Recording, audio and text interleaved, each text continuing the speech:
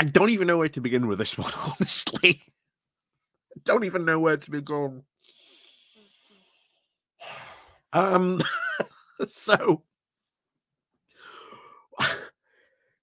the IEA, the Institute of Economic Affairs, a dark money think tank for libertarian ideas. Of course, infamously, the group that brought us, Lis Truss and other, crazy conservative ideas from the past. And of course, get regular airtime on the BBC, as I'm sure you've seen George Minbot challenge one of their people recently on the BBC that did the rounds. Yeah, you can't even tell us who funds you. So bear in mind, there is a lot to say against the IEA and some of the stuff it was. And it was one of the groups that was behind Brexit and did support Brexit. However, this morning on day of all days, out of nowhere, the IEA publishes this wonderful blog saying why Brexit was a mistake from a libertarian perspective.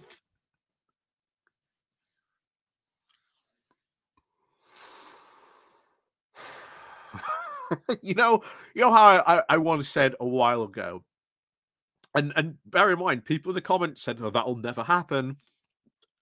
That eventually conservatives might have to admit the error of their ways, and that giving up what is the massive economic benefits of the single market might not have been the best of ideas for the UK.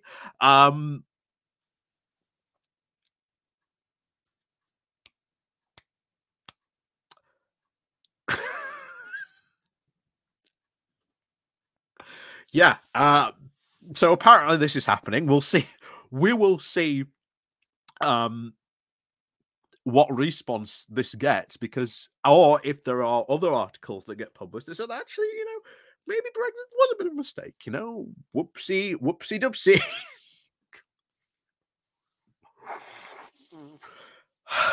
Anyway, let's get into this then, shall we? But before we do that, please do remember to click on the like, share, and subscribe button. And of course, down below, there are links to my Patreon page and an annotation link called Buy Me Coffee, where you can, buy me coffee. And of course, there is the YouTube thank you button. And of course, the Pony Club down below as well. So, this comes from the IEA. And yes, it is that IEA. Again, the same group that brought you Lis Truss.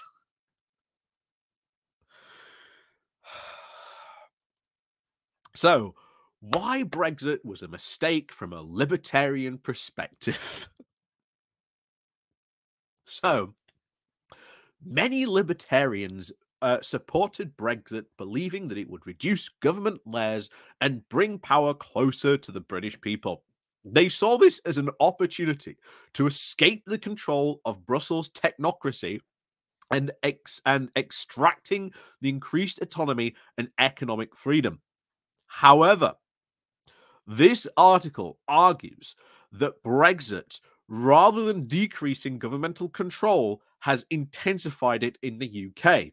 And some libertarians support Brexit due to a misunderstanding of the European Union's essential nature and role.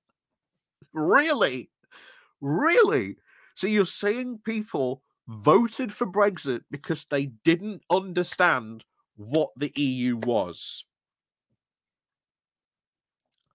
Only been saying this since 2016. There you go. And of course, we also get, reduced government arguments that many of the free market fundamentalists in Brexit, including the IEA, also make as well. So it continues. The libertarian argument for Brexit was centered around the idea of eliminating the perceived excessive interference by the EU. And I love how that is phrased. The perceived excessive interference.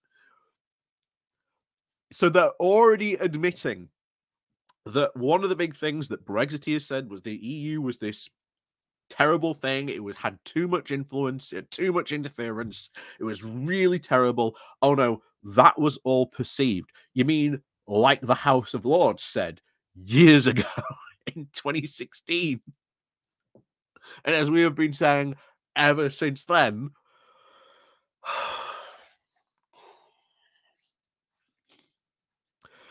anyway, moreover, Brexit was seen as a form of secession, which is often favoured to promote a libertarian agenda.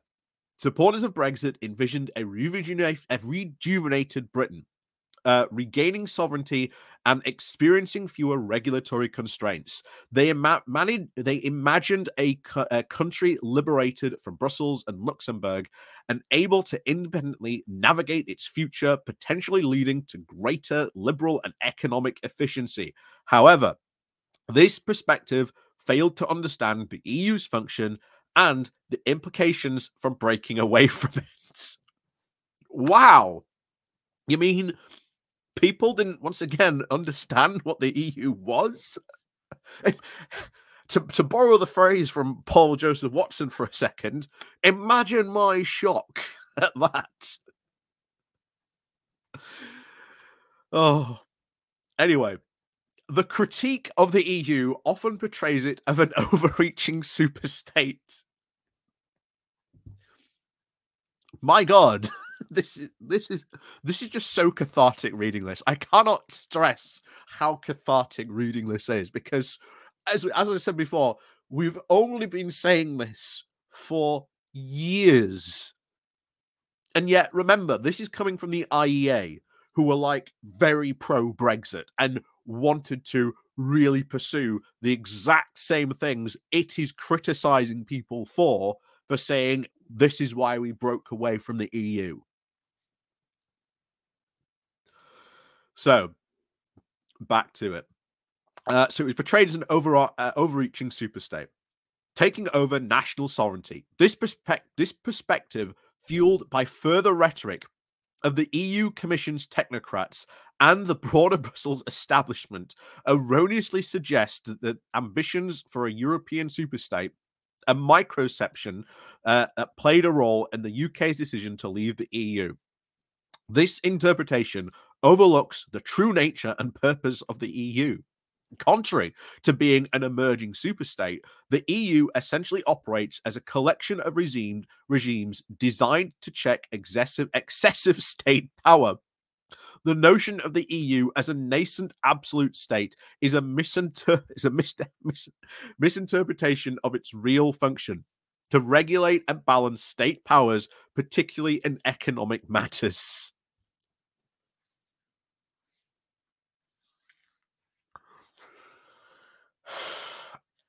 I generally can't believe this. We're reading this from the IEA. This is why in some cases, I've got so little to disagree with it or say about it, because, yeah, people did mischaracterize what the EU was. They did lie about what the EU was doing, or just took quotes from people in Brussels and said, look at this technocrat, look at this insane rule of law and regulation. But there you go. So, the EU originates from the principle of vertical separation of power. Significantly, the EU allows for member withdrawal, underscoring its distinction from absolute states, which are characterized as indivisible. Membership in the EU involves states mutually restricting their arbitrary power, for example, the limiting of international trade or controlling the movement of people. These are areas where the government policies typically spill over from excessive domestic intervention. And in an era where state power is more excessive than ever, the primary method for curbing such power is through a balance of power among states themselves. So, Ironically, what is happening now, this guy is now saying, actually, because I can see where this is going. You know anything about libertarians? Um, they are now arguing that we've actually got more government. We've now got more government now. But if we were in the EU, well, we would get less government and these powers would be lessened, meaning that we would get less government if we were in the EU. So maybe it was a good idea to be in the EU.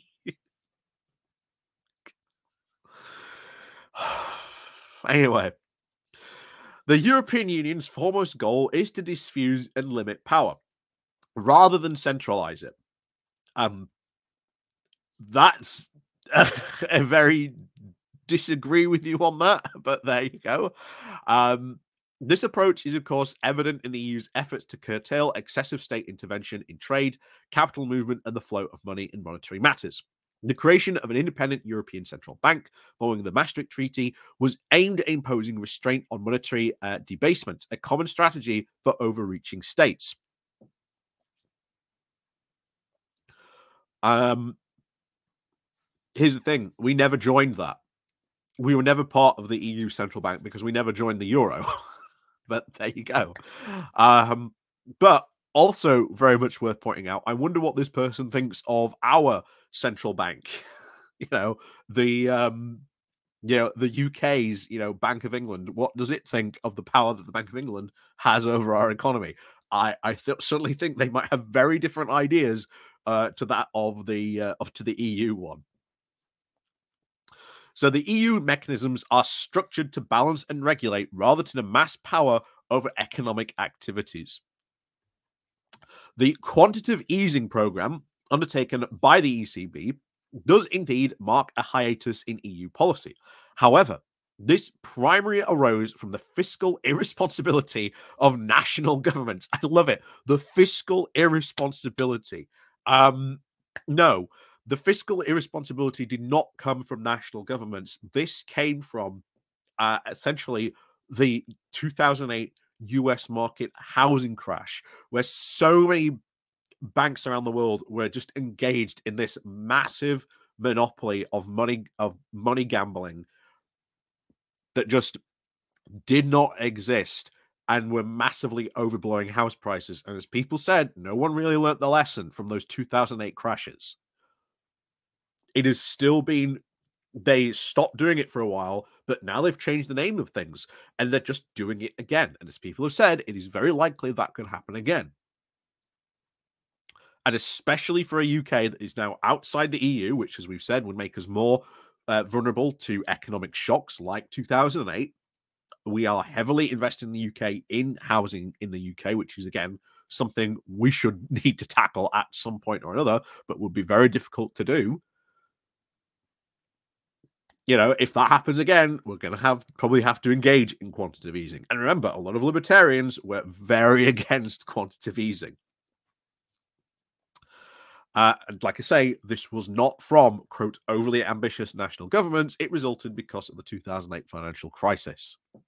Again, you notice he's not mentioning that because it's easier, shall we say, to blame governments for that crash rather than the banks that invested heavily and started playing silly games in the mortgage market in America. Because, then you've got to critique capitalism, and libertarians can't do that. So, QE was initiated as a response, as a reaction to economic changes at a national level, rather than as a product of EU expansionism. Recognizing this distinction is key to understanding the EU's actual role versus the impact of national policies that frequently dominate the conversation. Again, shockingly, something else that I've said before. The EU's actual role and what many people blame the EU for, for decades was never the EU's fault or the EU had anything to do with.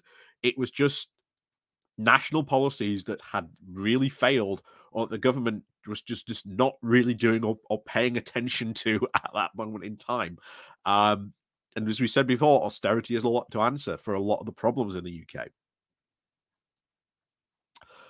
So, after Brexit, the United Kingdom's policy direction did not follow the libertarian ideal of limited state intervention. Companies that were once shared or even checked by European institutions have been reclaimed by the EU, but it did not deregulate further into the regional or local level, let alone to the individuals. So essentially, we did not deregulate. Like I say, the libertarian fancy is, of course, there should be absolute no regulation whatsoever. The market should be free to do whatever they like to do. No, there should absolutely be regulation. And indeed, this really was at the crux of why so many of the Conservative Party want to get out of the EU. They were either A, crazy free market fundamentalist libertarians, or they were like, well, look, we do need regulation, but we're not really sure exactly how much regulation we need or anything like that, because we've never really had to think about it because we were in the EU. And now they actually have to think about it. They're actually terrified of removing EU regulation, which is, again, hilarious. But there you go.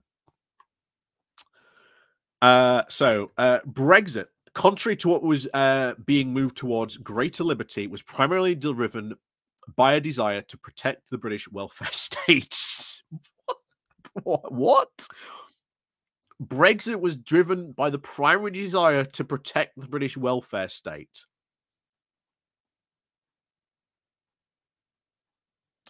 That's a new one. That's indeed a new one. Hey, but as they say, every day's a school day. Anyway, this goal conflicts with libertarian ideals, which favors minimal government intervention. In the context of the EU, an open economic space, maintaining a universal welfare system presents challenges.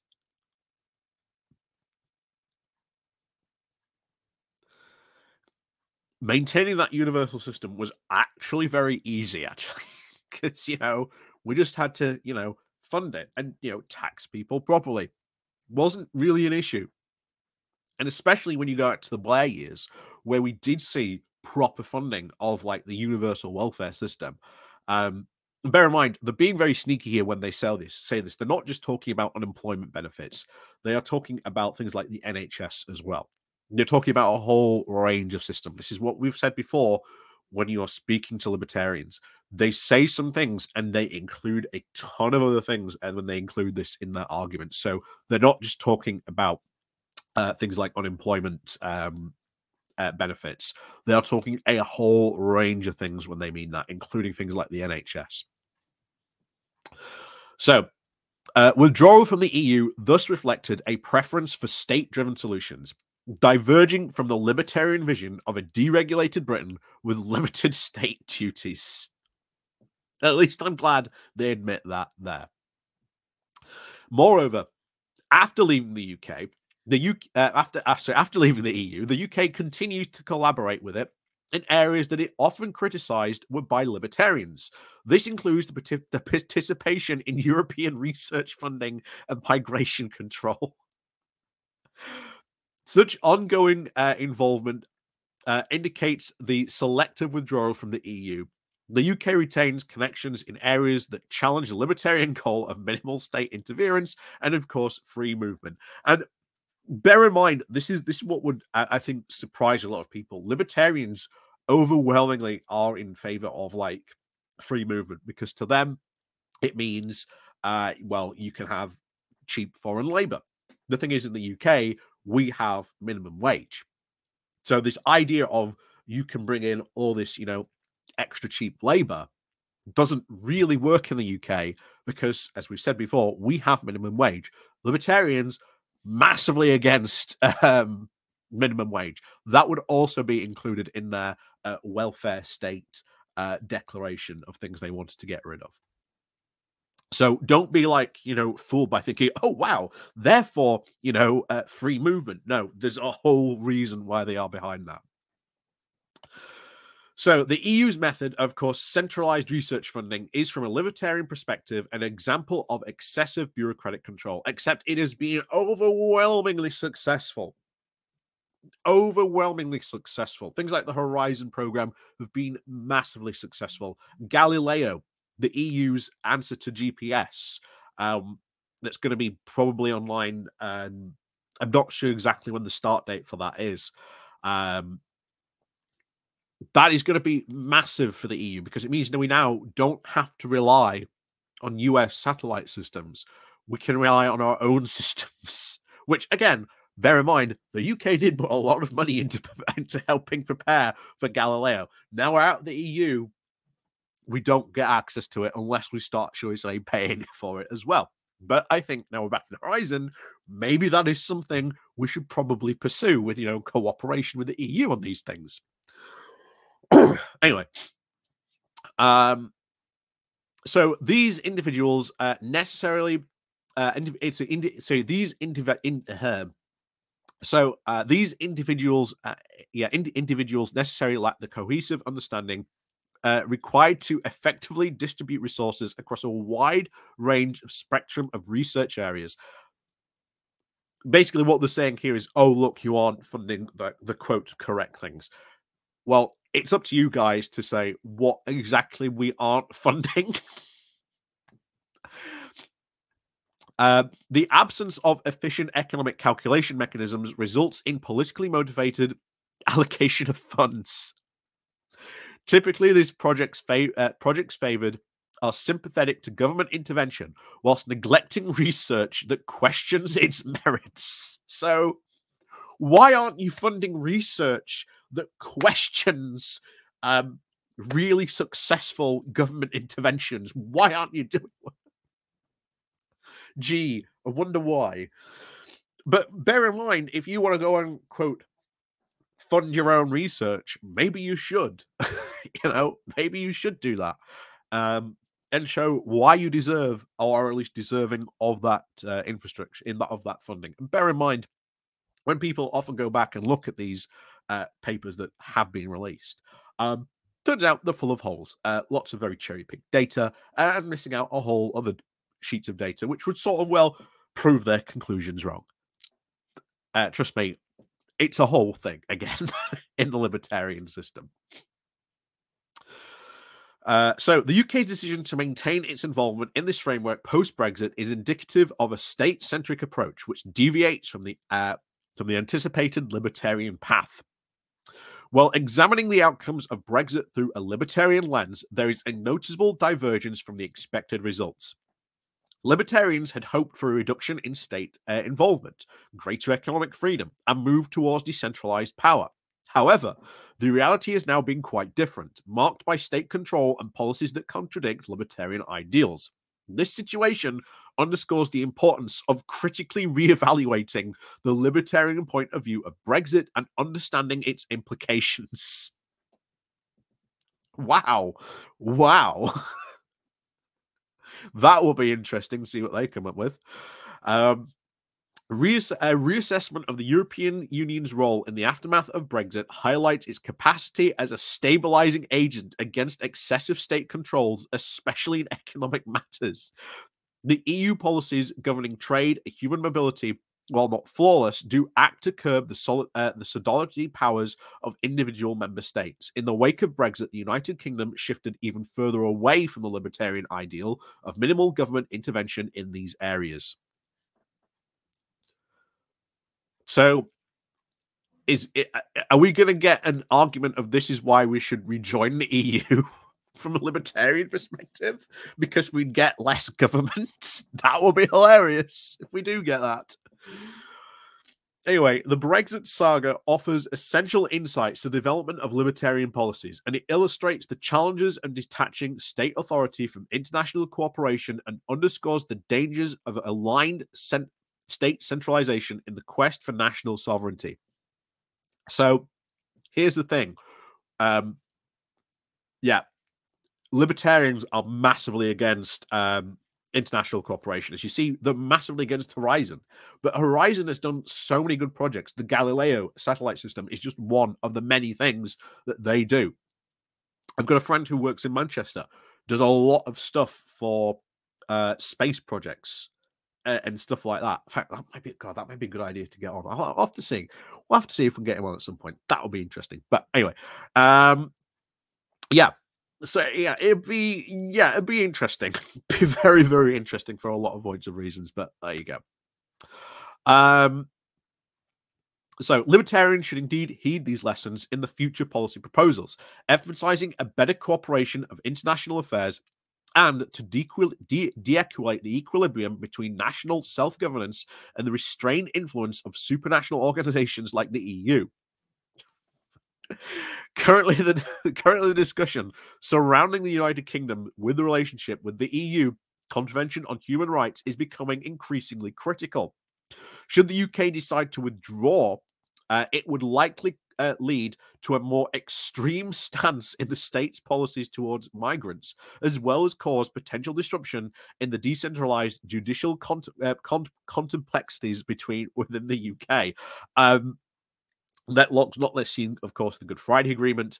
You know, it is going to cause a lot of problems.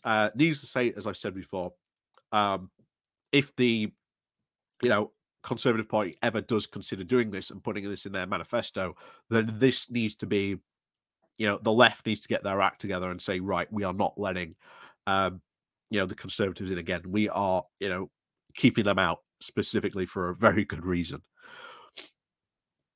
So, in retrospect, the libertarian argument supporting Brexit appears to have been fundamentally flawed in its understanding of the European Union and its nature and functions.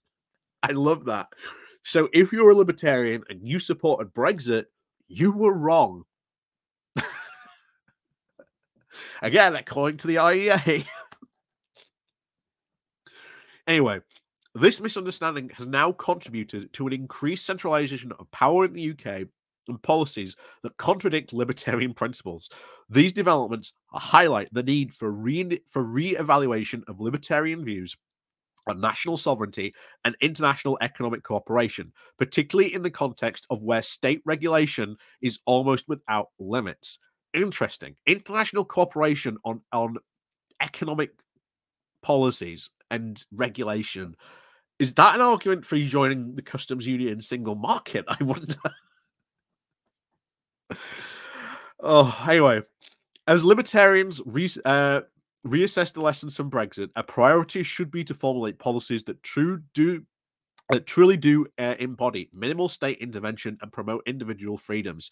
This requires an analysis of international cooperation dynamics and possibly unintended effects of withdrawing from cooperative frameworks. A key aspect of the libertarian perspective should involve acknowledging the importance of the vertical separation of power and the role of checks and balances that state can exert on one another. Wow.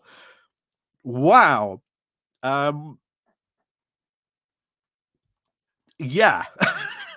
Interesting. Very interesting indeed.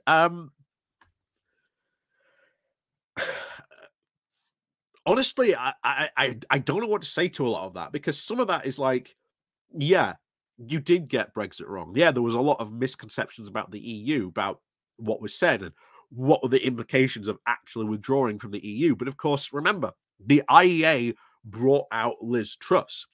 And when Lis Truss went full bore and tried to implement these ideas, it is worth reminding you that she nearly crashed the economy, almost destroyed the UK pensions industry, and that would have been disastrous. As I've said many times before, if you think things are bad now economically, they could have been infinitely worse if that had happened. If what we have heard at that time was true, that there were pension companies, big pension companies, literally hours away from bankruptcy,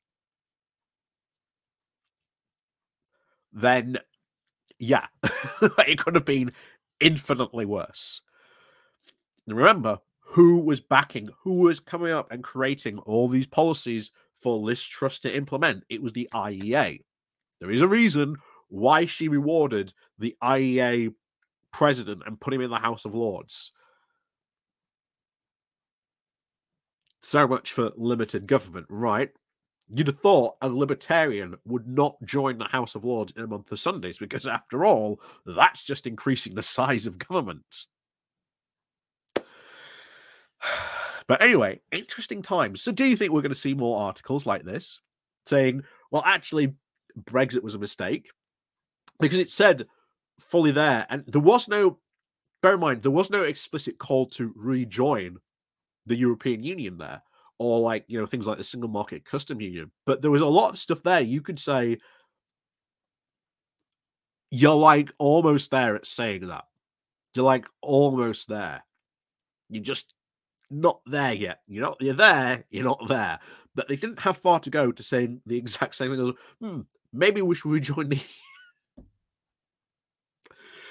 But anyway, there you go. Let me know what you think down below in the comments, because again, that was interesting.